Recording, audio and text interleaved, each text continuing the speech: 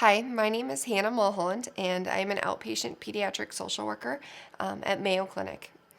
I'm one of over 150 social workers that work for the Mayo Clinic health system, and we work all across the board from outpatient to inpatient, from doing psychotherapy to coping with illness to planning what happens after we leave the hospital and how do we adjust to new life, possibly with different abilities, different illnesses.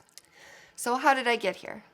Well, I started my undergrad college education, switched my major 3 times, finally landed on psychology. That's what I was going to do. And I would meet with my psychology class advisor to talk about what classes to take. And I would tell her, well, I just really want to work with people and to look at everything in their life and help them with every single area. And she'd tell me, well, that's social work. And I'd say, no, I'm not doing social work. I don't want to do social work.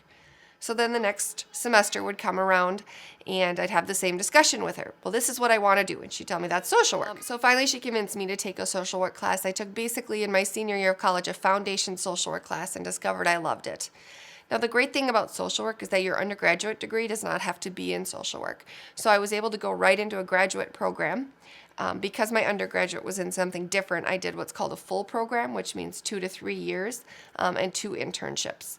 That was my favorite part about graduate school, was doing internships and really seeing if I liked the type of work that I was thinking about doing.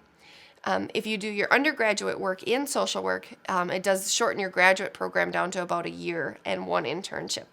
So there is also a benefit to doing it that way. But either way, you can still end up with a career in social work.